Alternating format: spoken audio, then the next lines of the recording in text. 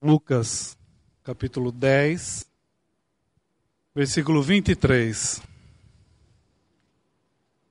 E, voltando-se para os discípulos, disse-lhes em particular: Bem-aventurados os olhos que veem o que vós vedes. Pois vos digo que muitos profetas e reis desejaram ver o que vós vedes e não ouviram, e ouvir o que vós ouvis e não o ouviram. Dá graças.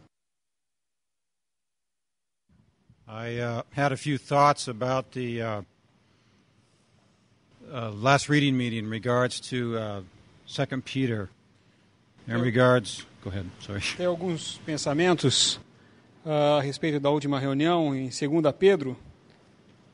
2 Peter chapter 1 and the discussion we were having about the abundant entrance. Em 2 Pedro 1, no versículo 11, a entrada que nós temos, a abundante entrada. And I was thinking that in our own hearts we entertain a thought of when we get to glory that there is going to be some of us better or some of us higher or some of us in a different level when we get there. E às vezes temos o pensamento de que quando chegarmos lá, alguns poderão ter uma posição melhor, ou um nível mais elevado, ou alguma coisa a mais do que os outros que estarão lá. So in that connection, I was thinking of a verse in John chapter 1. Conexão com isso, eu queria ver um versículo no Evangelho de João, capítulo 1 de João. Somebody maybe you can help. I'm looking for the verse where God looks down and says, "Whom I am well pleased." Alguém pode me ajudar? O versículo que eu estou procurando é aquele que fala em quem tenho o meu filho, em quem tenho quem me agrado. Yeah, thank you. 3:17. Mateus 3:17. De Mateus 3:17. And lo, a voice from heaven saying, "This is my beloved Son, in whom I am well pleased." E eis uma voz do céu dizia: Este é o meu filho amado, em quem me comprazo. This is the first time in all of creation that God was able to look down on this earth and see one person who he was well pleased with.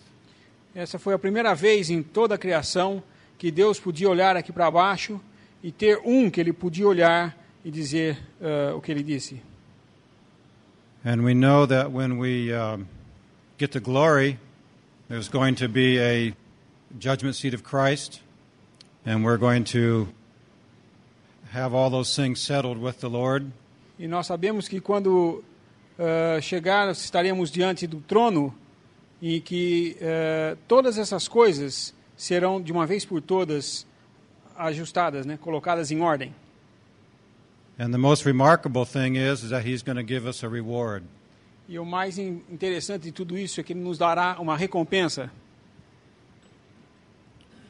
It's hard to imagine when we think of how great a person he is and how glorified he's been. He's been raised to the highest heavens, and he's going to take what little we've done for him, and he's going to hand us a reward. E é muito interessante pensarmos que ele foi elevado aos céus e com toda essa glória que ele tem, ele foi aquilo pouco que nós podemos fazer, ele vai nos recompensar.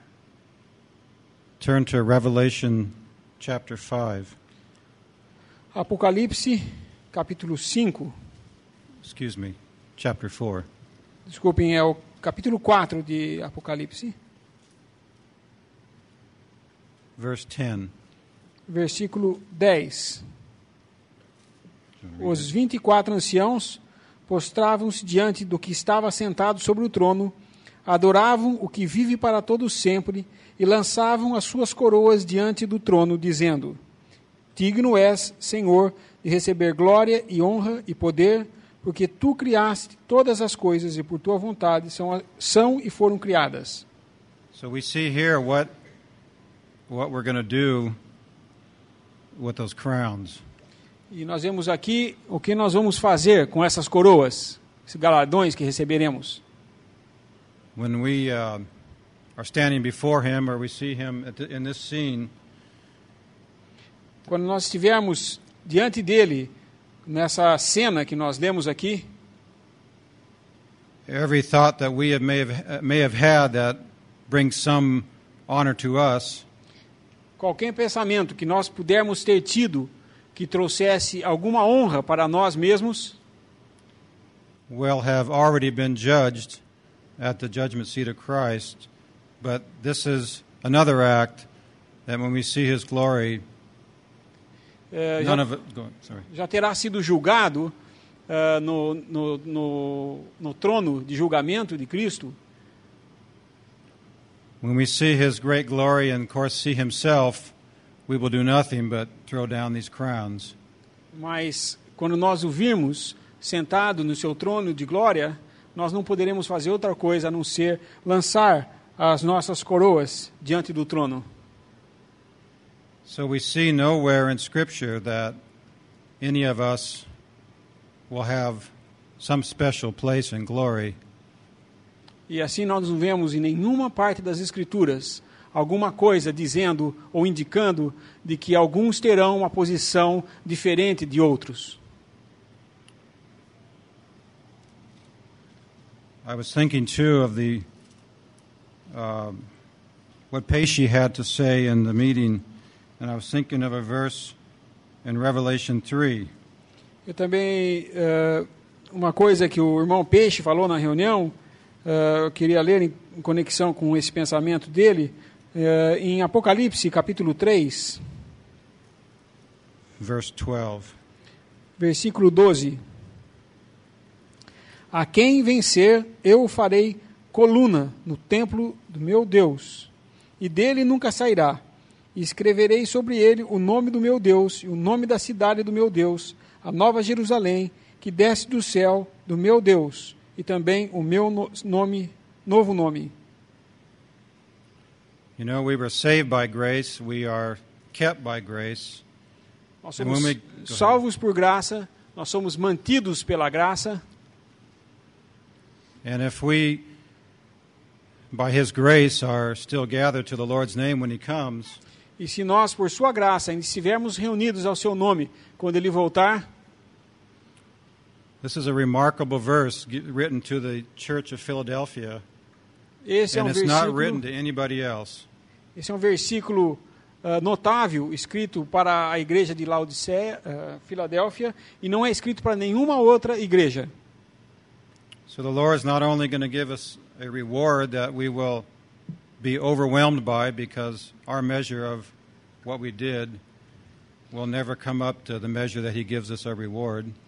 E assim, o prêmio que nós receberemos nunca vai ser alguma coisa da qual nós podemos avaliar como sendo de muita, porque aquilo que nós fazemos é tão pouco, mas o Senhor vê muito mais, ele dá uma recompensa maior do que aquilo que nós fizemos.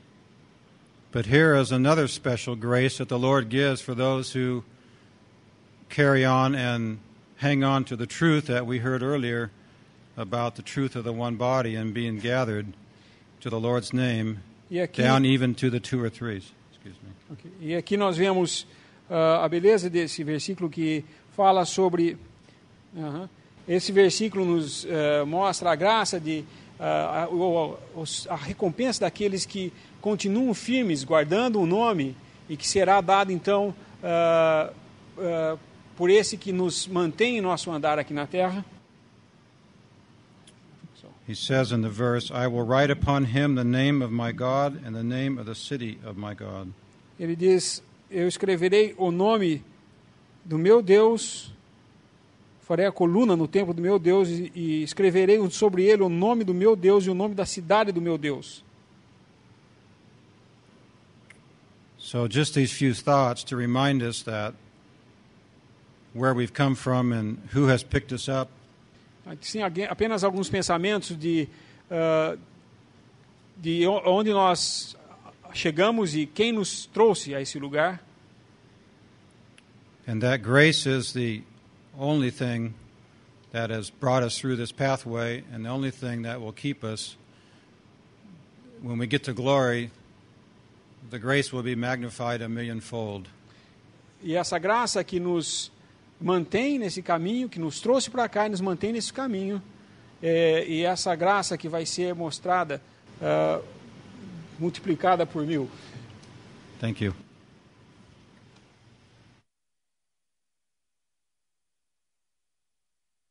É um privilégio para nós estarmos nesse dia ouvindo as coisas que Cristo alcançou para nós.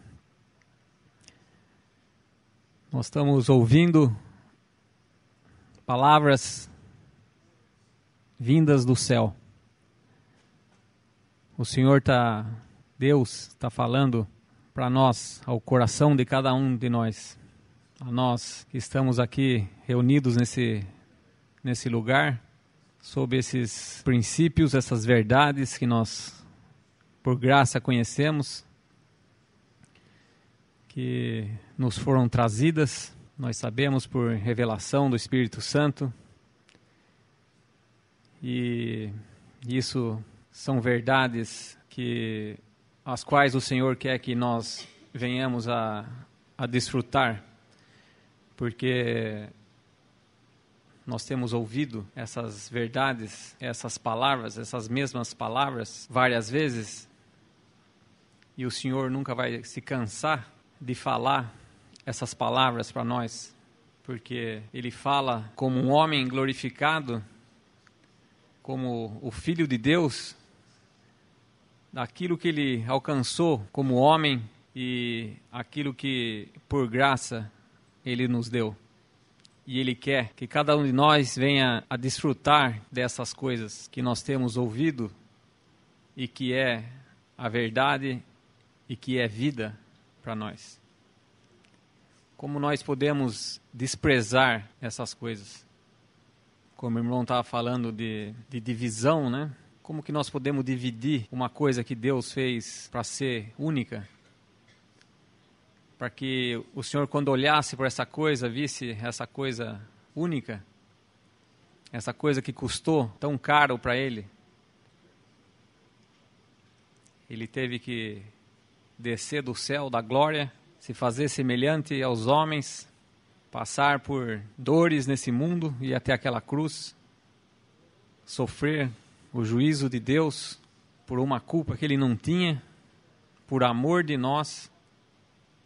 Nós éramos estranhos a essas coisas e Ele nos deu tudo isso. E nós estamos vendo, estamos aprendendo hoje, ouvindo mais hoje, e aprendendo também. O Senhor está nos falando das nossas porções celestiais. E isso é um privilégio muito grande para nós. Podemos estar ouvindo, como diz, o Senhor tem prazer em nos falar. Uma pessoa que tem prazer em nos falar. Isso é uma coisa que devia tocar os nossos corações, sabendo quem está falando conosco. Não é qualquer pessoa, como nós vimos, que tem uma opinião, ou uma filosofia, ou um pensamento, não é, mas é o Senhor. É aquele para quem são todas as coisas, aquele que fez todas as coisas. É Ele próprio que está falando conosco. É Ele próprio que quer atrair os nossos corações. Essa pessoa cheia de amor, e muitas vezes nós o desprezamos, o trocamos por coisas vis, por coisas passageiras, por coisas que não têm valor. Nós estamos falando de glória, nós estamos falando do céu, e o que pode nesse mundo se comparar a isso? Creio que primeiro instante, pode-se dizer, que nós estivermos na glória, não há riqueza nesse mundo que possa se comparar a isso. E o Senhor hoje está nos falando disso, está nos mostrando disso, está nos indicando o nosso futuro, está falando das suas promessas que em breve vão estar sendo cumpridas, realizadas. Nós temos planos, mas nós não conseguimos cumprir os nossos planos ou fazer os nossos planos acontecer. Nós temos intenções, mas nós não conseguimos fazer essas intenções se realizarem. O Senhor é que vai realizar todas as coisas. Ele é o sim e o amém. E Ele hoje, mais uma vez, está falando, está nos chamando. Ali em capítulo que nós estamos estudando, fala de duas coisas. No versículo 2 Pedro, capítulo 1, aqui ele fala no versículo 12, em exortação, pelo que não deixarei de exortar-vos sempre acerca dessas coisas, ainda que bem as saibais e estejais confirmados na presente verdade. E tenho por justo, enquanto estiver nesse tabernáculo, despertar-vos com admoestações. Despertar, por que despertar? Porque muitas vezes nós estamos esquecidos. Quem desperta talvez esteja dormindo. E o Senhor, por aqueles que, pela sua palavra e por aqueles que Ele usa para falar a sua palavra, Ele tem, por amor de nós, nos despertado, porque Ele nos quer assim, nos quer olhando para as coisas celestiais. Porque, como já vimos, isso já é uma coisa consumada, nada vai mudar essa verdade, essa esperança, essa glória. É uma questão de abrir e fechar de olhos. E o Senhor tem nos falado essas coisas.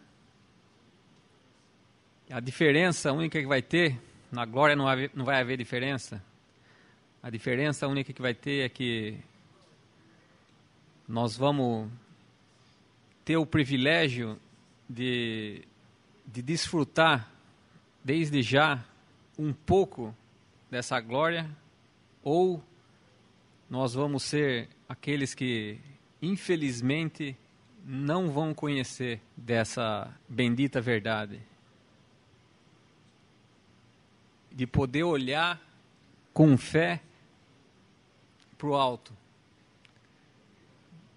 olhar como que um céu aberto e poder ver por fé um homem glorificado, poder ver que essa pessoa é nossa, que nós somos dele e que ele nos quer junto a ele e que isso vai acontecer brevemente.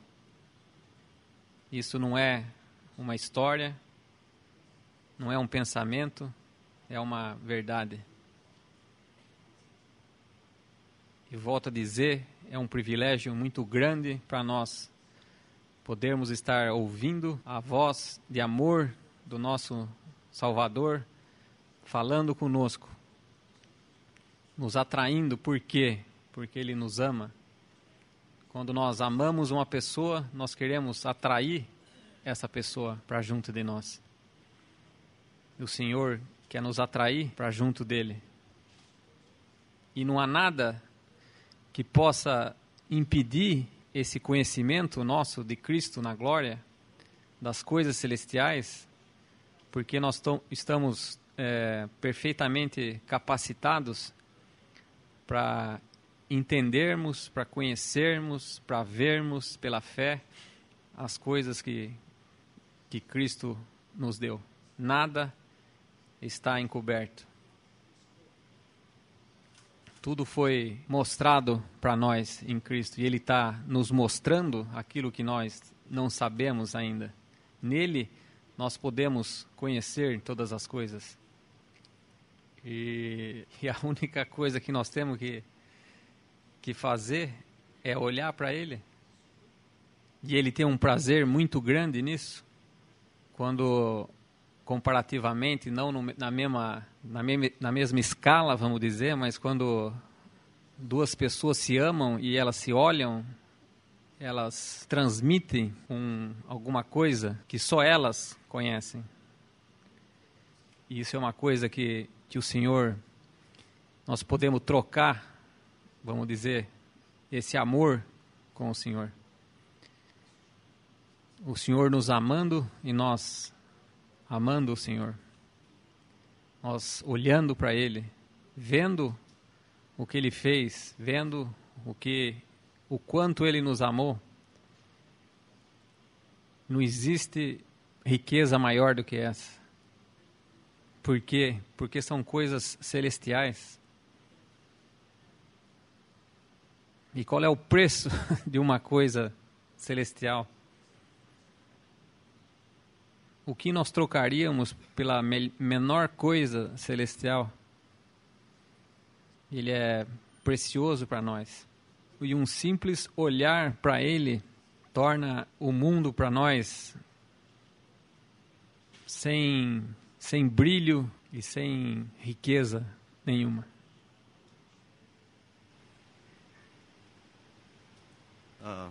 Falar sobre, na continuação do privilégio que nós temos, queria compartilhar um pensamento sobre dois homens.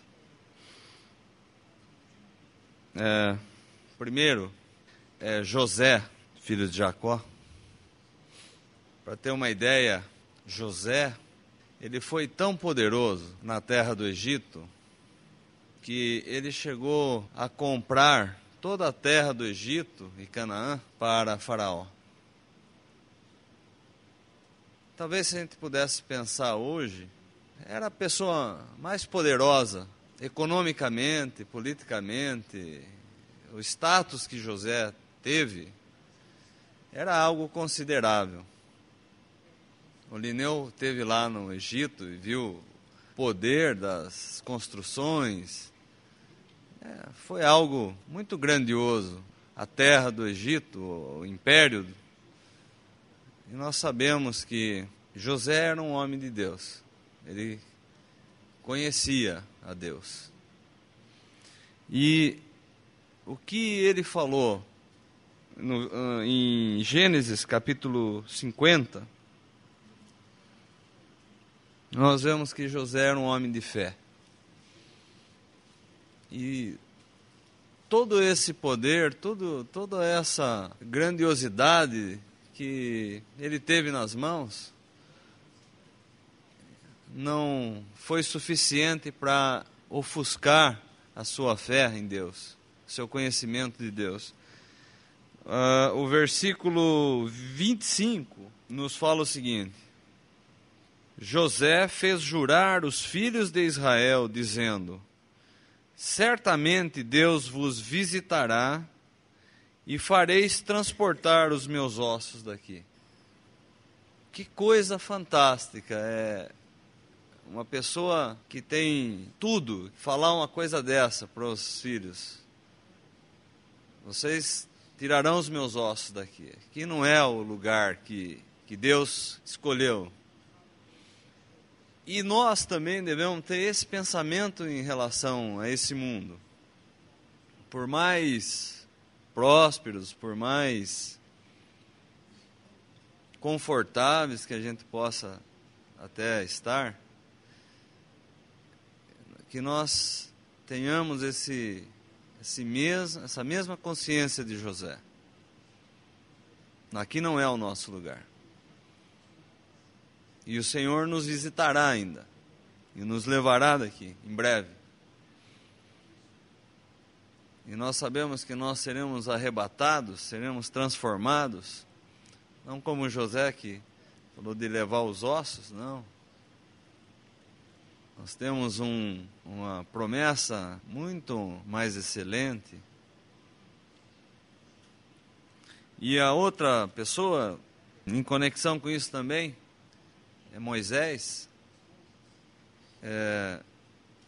Não nos fala muito sobre Moisés aqui em Êxodo.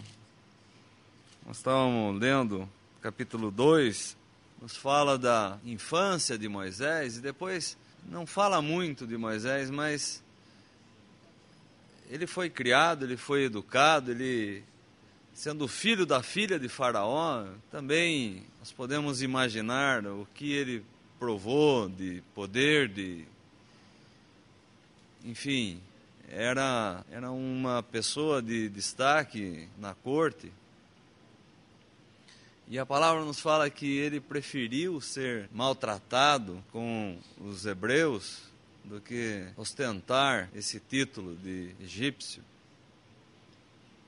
Irmãos, nós temos, às vezes, algumas decisões para tomar nesse mundo.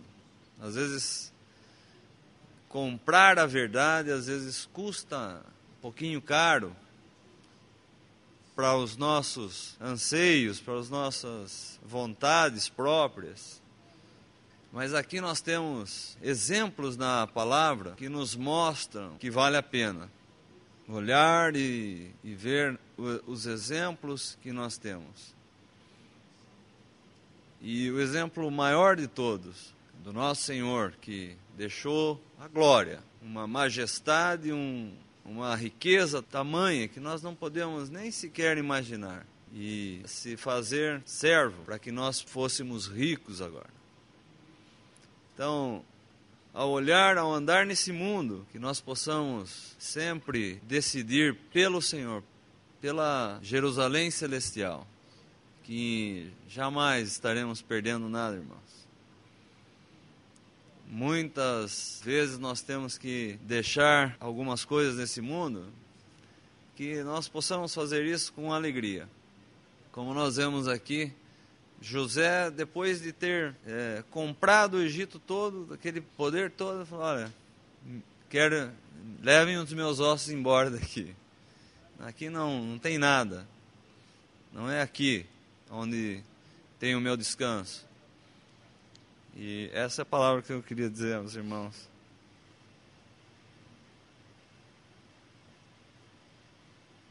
Queria ler apenas uns versículos, irmãos, em Juízes. Juízes, capítulo 14, versículo 1.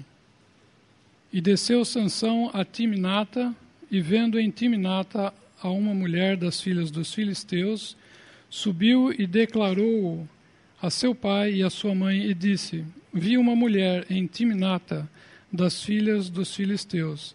Agora, pois, tomai-ma por mulher. Porém, seu pai e sua mãe lhe disseram: não há porventura mulher entre as filhas de teus irmãos, nem entre todo o meu povo, para que tu vás tomar mulher dos filisteus, daqueles incircuncisos? E disse Sansão a seu pai: tomai-me esta, porque ela agrada aos meus olhos. Nós vemos aqui, irmãos, Sansão, esse filho, de pais que eram do povo do Senhor, olhando, para essa filha dos filisteus e desejando-a como para que fosse sua mulher. E interessante que o que moveu o seu coração para desejar tomá-la não foi alguma coisa que ele tinha aprendido do seu pai ou da sua mãe, ou daquilo que ele tinha aprendido dos seus próprios irmãos, mas foi, como fala no final do versículo 3, porque ela agrada aos meus olhos. Então, Sansão estava buscando fazer a sua própria vontade, e aqui então ele desejou essa mulher porque agradava aos seus olhos. Versículo 4, mas seu pai e sua mãe não sabiam que isto vinha do Senhor, pois buscava ocasião contra os filisteus, porquanto naquele tempo os filisteus dominavam em Israel. Desceu, pois, Sansão com seu pai e com sua mãe a Timnata, E chegando às vinhas de Timnata, eis que um filho de leão, bramando, lhe saiu ao encontro. Nós vemos aqui a preocupação, né, desse pai e dessa mãe com relação ao seu filho, uma vez que ele estava seguindo aquilo que estava no seu coração, mas não aquilo que estava escrito na palavra do Senhor. Talvez isso eu queria dirigir mais para os jovens, que não confiem no seu próprio coração, ou não confiem nos seus próprios olhos.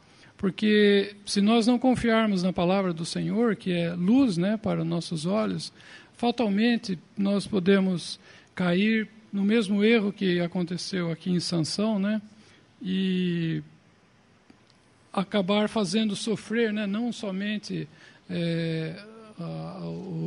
o seu pai, como nós vamos ver aqui, mas fazer sofrer também o seu povo, a família dessa pessoa e também o povo da mulher com quem ele casou aqui. No versículo 12, fala: disse-lhes, pois, Sansão, eu vos darei um enigma a adivinhar, e se nos 7 dias das bodas mo declarardes e descobrirdes, vos darei 30 lençóis e 30 mudas de vestidos. Eu vou ser um pouco breve aqui.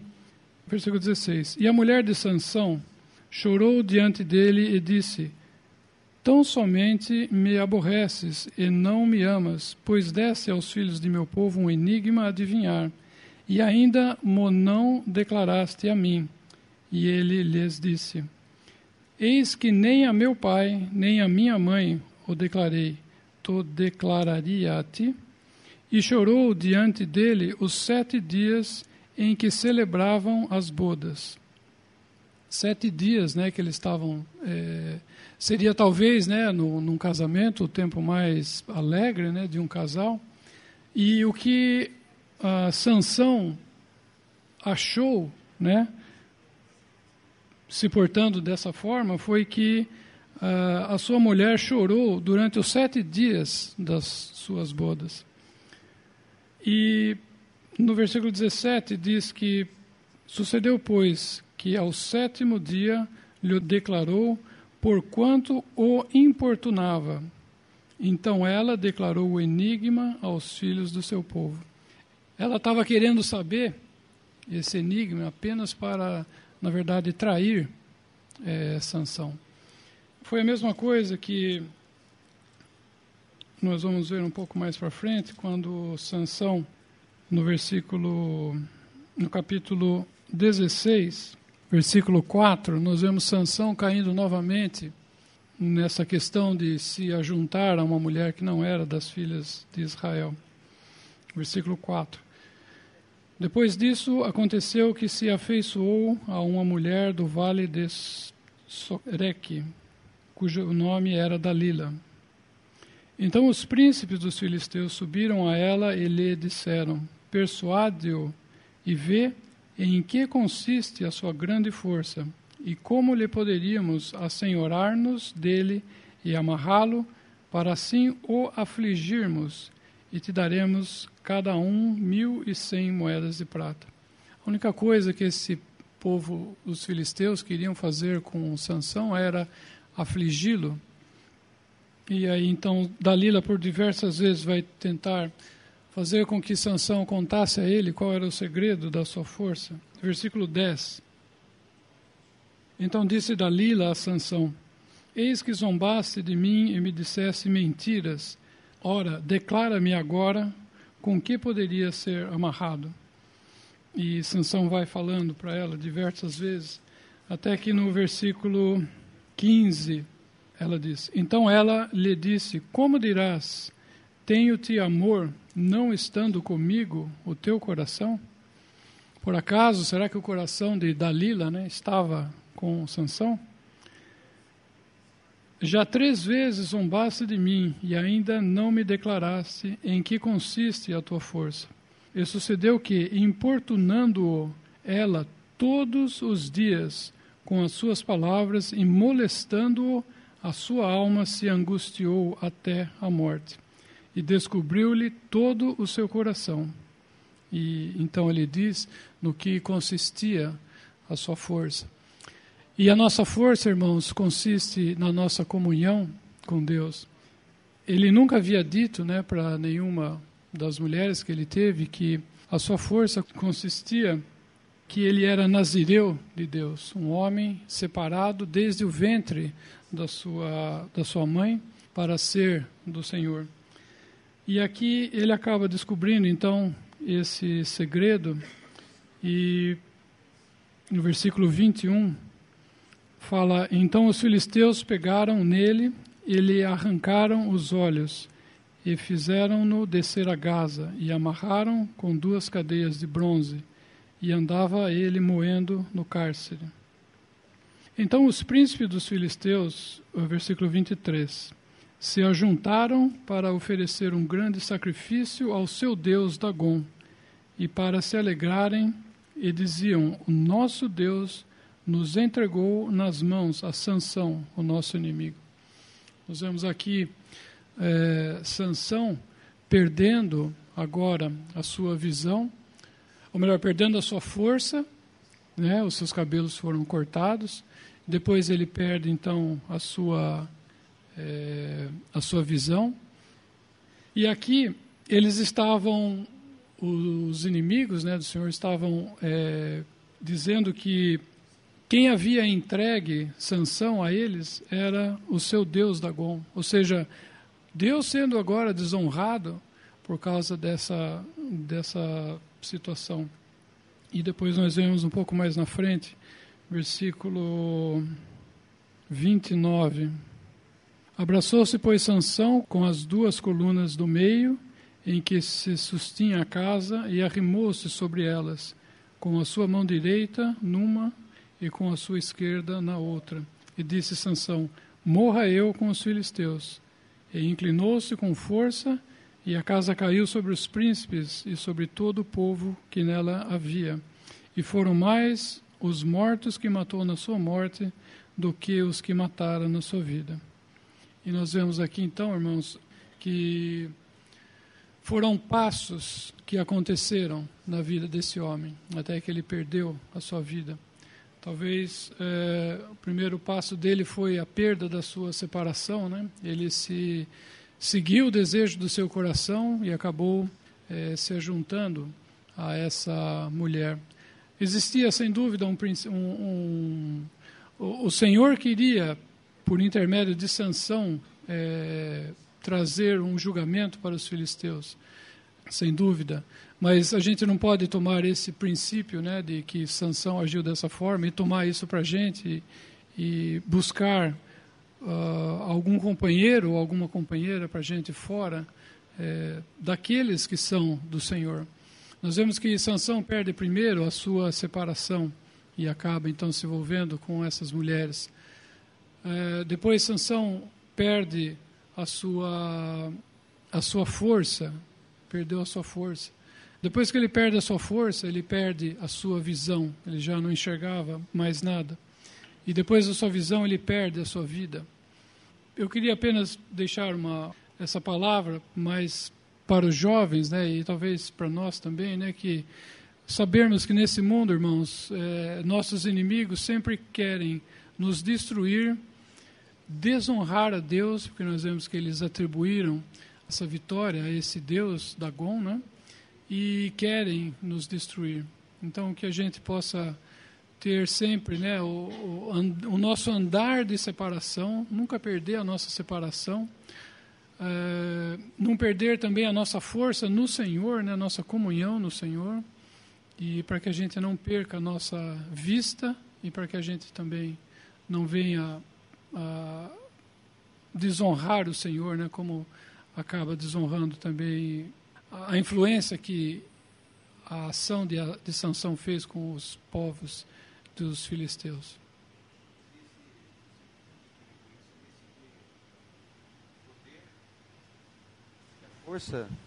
A força estava na sua comunhão com Cristo, porque ele havia pecado, então aí perdeu a sua comunhão com Deus, no caso, com o Senhor.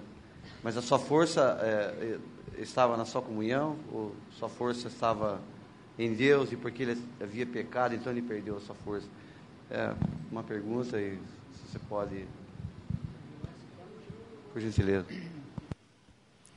Eu entendo que a força dele estava na sua separação, né? E o cabelo dele mostrava que ele era uma pessoa, vamos dizer, separada para Deus, assim. Ele era um nazireu, né? Eu entendo que a sua força estava nessa posição dele. Não sei, talvez o irmão pudesse ajudar, caso não seja isso.